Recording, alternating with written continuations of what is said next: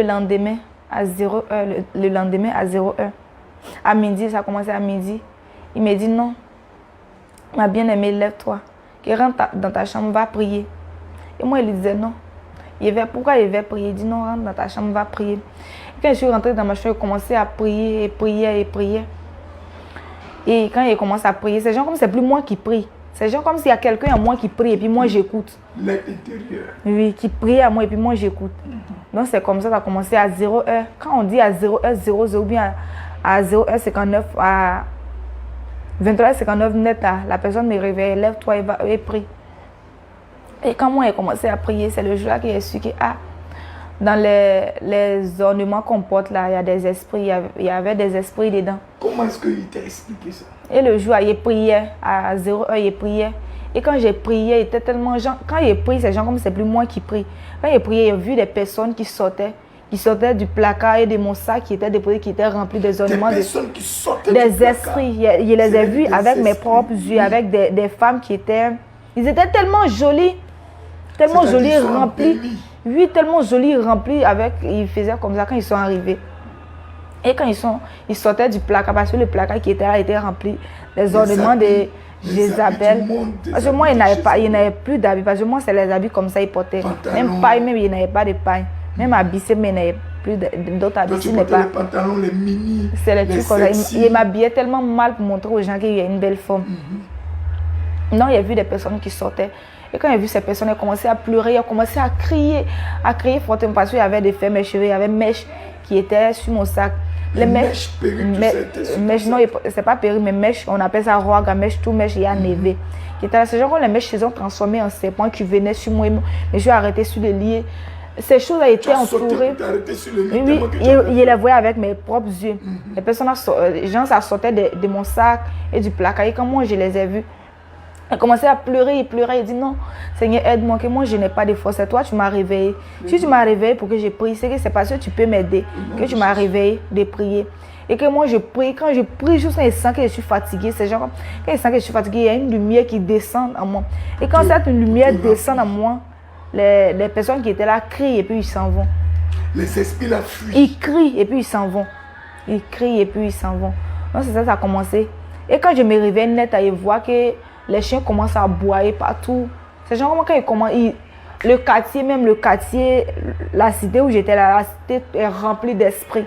C'est le jour où j'ai vu que quand il y a des trucs, des habits, des ornements dans une maison, cette maison-là est remplie. Le Saint-Esprit ne peut même pas rentrer dans cette maison. Cette maison, même si tu es pasteur, qu'il y a des ornements dans ta maison, le Saint-Esprit n'est pas là-bas. Si tu es même pasteur. Même pasteur. Même si c'est toi-même tu copies, tu écris la Bible. C'est toi-même qui écris la Bible. Que tu as des ornements chez toi, le Saint-Esprit ne peut même pas rentrer dans cette maison. Même pas. Et parce que dans la cité, il y avait des pasteurs dedans. Mais quand je me suis réveillée, c'est genre comme la cité était remplie d'esprits. Dans la maison, les esprits qui sont dans la maison de chacun se sont levés, contre moi seul. Et moi j'ai prié tous les esprits parce que la cité parce qu'ils ont vu que le Seigneur est descendu quelque part.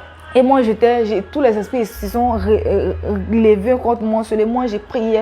Quand je prie, je sais que je suis fatiguée parce que je soulève ma Bible pour prier. Quand je sais que je suis fatiguée. Et je pleure maintenant que le Seigneur aide-moi. Parce que tu sais que je n'ai plus de force. Si tu m'as réveillé que je prie, c'est parce que tu veux m'aider que tu me réveilles que je prie. Et quand je dis ça net, il y a une femme qui descend, qui les chasse et puis ils crient, ils s'en vont. C'est comme ça, ça continuait de jour en jour. Ça continuait. Et il m'a dit, un jour, il était assise, en train d'écouter la musique.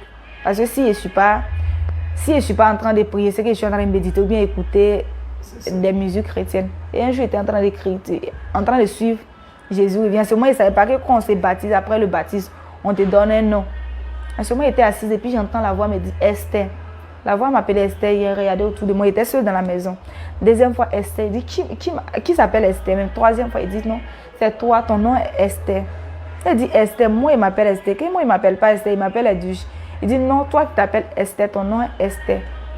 En ce moment, il cherchait une solution pour arriver à Jésus revient. Parce qu'il ne savait pas que Jésus revient était en Côte d'Ivoire ici. Chez moi, c'est au Bénin. Bénin. Puisque tout le programme que tu regardais, c'était depuis le Bénin. Oui. Donc, c'est dans ça, il a écouté l'autre témoignage. Marie de Madala a dit non, le serviteur de Dieu, apôtre Abraham, c'est ça, il a pris le numéro.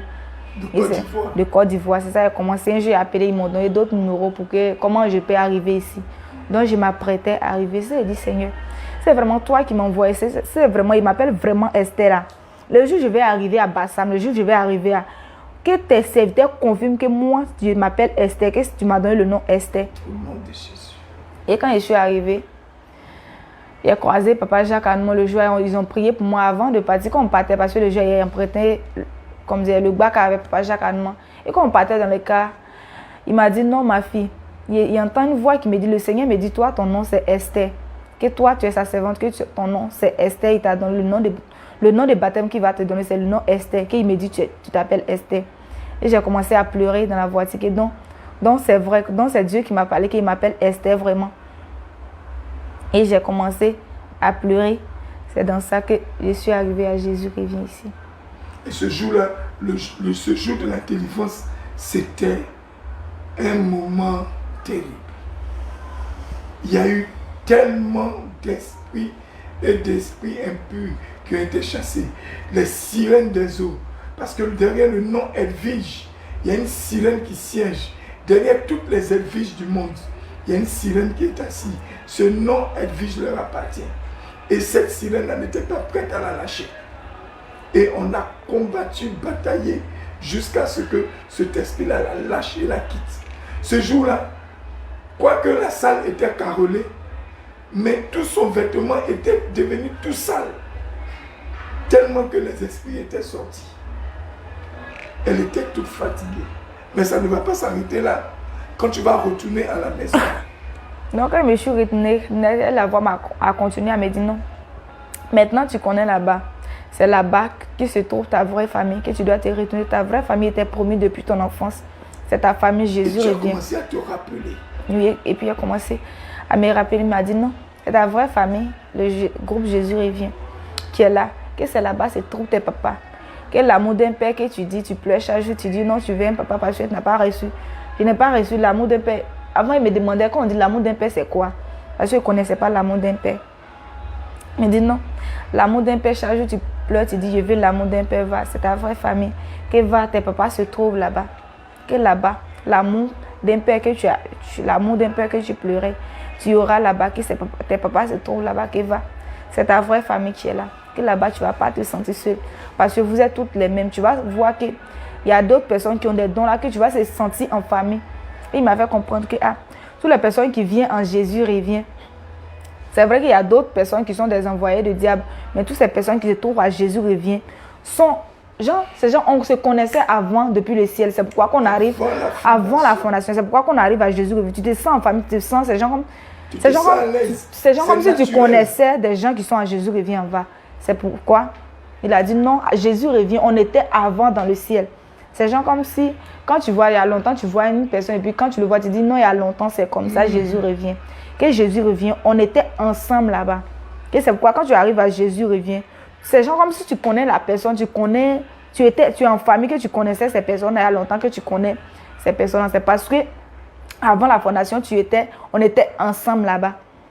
Et il m'a montré que Jésus revient. Quand on dit Jésus revient, c'est lui-même. C'est genre comme si, par exemple, gens comme entreprise, gens comme... Je ne sais pas comment expliquer. Gens comme si, par exemple... Une entreprise. Gens comme si une entreprise et puis il y a la personne qui est le fondateur de l'entreprise même. C'est lui, Jésus. Mais ses serviteurs sont gens comme si des directeurs qu'il a choisis pour conduire des brebis. Que Jésus revient ne vient point d'un homme. Que s'il y a quelqu'un qui doute de Jésus revient, c'est que la personne même n'est pas faite pour le ciel. C'est ça. Que Jésus revient, c'est lui-même, il est le maître, c'est genre comme il est le fondateur de Jésus revient. Mais les serviteurs sont des directeurs qu'il a pris pour diriger ses brebis, pour enseigner ses brebis. Que à Jésus, c'est genre comme on est venu apprendre. Mais si tu manques, que ces serviteurs qui sont là, si tu manques, un jour tu essaies de manquer un petit respect à un de ces serviteurs, là ton enfer est déjà clair. Si ta repentance n'est pas, c'est que tu ne fais pas ta repentance sincèrement, ton enfer est déjà clair. C'est conforme à la parole qui dit, gardez-vous de mépriser un de ces petits. Je crois que c'est dans le livre de Matthieu 18, à partir du verset 10. Nous allons le lire parce que ce qu'elle est en train de dire, elle n'a pas consulté les Écritures, mais c'est conforme donc à la parole de Dieu. Matthieu 18, verset 10. Je le lis au nom de Jésus-Christ. Il est écrit ceci. Gardez-vous de mépriser un seul de ces petits, car je vous dis que leur ange est dans les cieux, voit continuellement la face de mon Père qui est dans les cieux, car le Fils de l'homme est venu sauver ce qui était perdu. Alléluia. Amen. Et donc, ce qu'elle est en train de dire est révélateur de ce que le mystère qui est caché derrière les enfants de Dieu qui préparent donc le chemin pour que l'épouse puisse venir. Alléluia. Parce que le Seigneur viendra prendre l'épouse qui est l'Église. Alléluia. Alors, ce qu'elle est en train de dire est conforme. C'est pourquoi ne méprisez pas un de ces petits. Faites attention dans la maison de Dieu. Continue bien. C'est là qu'il a ouvert mes yeux et qu'il a vu que à Jésus, et quand à Jésus revient même, c'est gens comme si c'est lui-même. C'est genre comme il est assis sur son trône et puis nous, on est en train de l'adorer, c'est tout quand on dit adoration et puis on se couche, mettez-vous en genoux et puis couchez-vous. C'est genre comme s'il est assis et puis nous, c'est genre comme s'il ne sait pas. Il est vraiment dans le trône. Oui. Il est assis. Et puis il voit ses enfants en train de se mettre en genoux, le louer vraiment, véritablement. Genre, il est. En vérité. Oui. C'est comme ça. Donc il a dit le tas. Genre, il peut dire le tas spirituel de Jésus revient. C'est genre comme c'est lui, le directeur, le fondateur d'une entreprise. Il peut dire, c'est pas si c'est comme ça, il peut dire. Et puis c'est lui le fondateur et ses serviteurs sont comme des directeurs qu'il a mis dedans pour conduire des brebis, pour les enseigner. C'est ce qu'il m'a montré. Et il a dit à Jésus revient. Genre, quand une personne essaie de manquer de respect de manquer de respect aux dévanciers, aux hommes de Dieu ou bien aux servants de Dieu de Jésus revient. Si ta repentance n'est pas sincère, ou bien tu essaies de critiquer, même dans le secret, un serviteur ou bien une servante de Dieu de Jésus revient seulement. Faut te dire que ton enfer est déjà clair. C'est ce qui m'a montré. Que si ta repentance n'est pas sincère, tu critiques ou bien tu insultes un serviteur ou bien une servante de Jésus revient seulement là. Même si tu es brebis, comment ton enfer est déjà clair. Alors, et quand cette période arrive, au moment où tu te retrouves seul, après la délivrance, tu te retrouves sur l'instant de préparer le jour où tu vas revenir pour le baptême.